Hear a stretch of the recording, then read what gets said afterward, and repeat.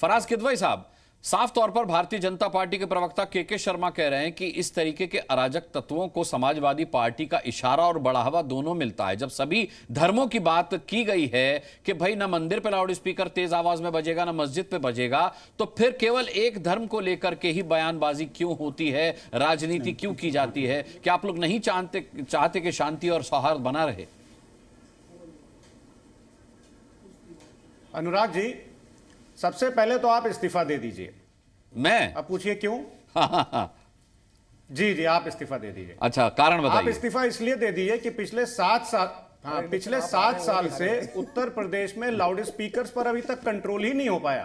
तो जिम्मेदारी तो शायद अनुराग मुस्कान जी की है। अनुराग मुस्कान जी, आप इस्तीफा दे दीजिए, क्योंकि आप ये कर ही नहीं पाए।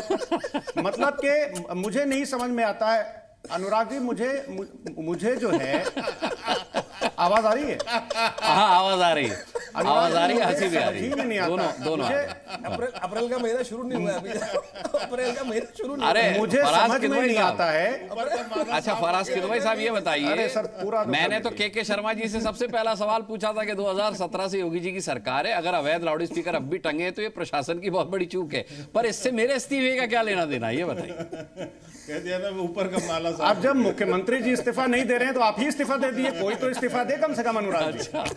अच्छा, दूसरी बात मैं ये बोल रहा हूं अनुराग जी कि माननीय मुख्यमंत्री जी के जो एडवाइजर्स हैं उनसे प्लीज मुझे एक बार मिलवा दिए, उनको मैं धन्यवाद दे दूं।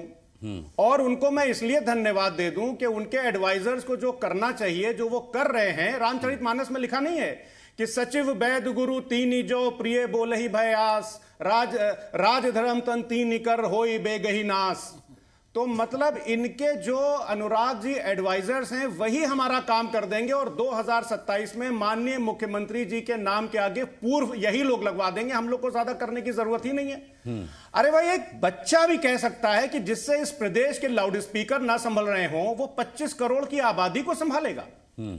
अब आ जाते हैं on a serious note infiltration पर। अनुराग जी, भारतीय जनता पार्टी ने अभी झारखंड के चुनाव चल रहे थे।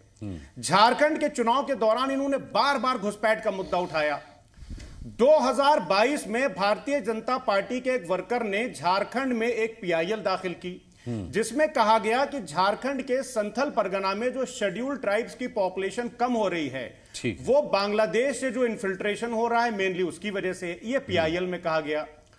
माननीय प्रधानमंत्री जी के मिनिस्ट्री ऑफ होम अफेयर्स ने एक एफिडेविट दिया झारखंड हाई कोर्ट में और वो एफिडेविट जो है 14 सितंबर 2024 में पूरी खबर द हिंदू में छपी और उसमें कहा गया कि वहां पर जो डेमोग्राफिक चेंज हो रहा है उसके 3 कारण बताए गए। पहला, ड्यू टू आउटवर्ड माइग्रेशन, दूसरा low child birth rate among tribals और तीसरा कन्वर्जन टू क्रिश्चियनिटी।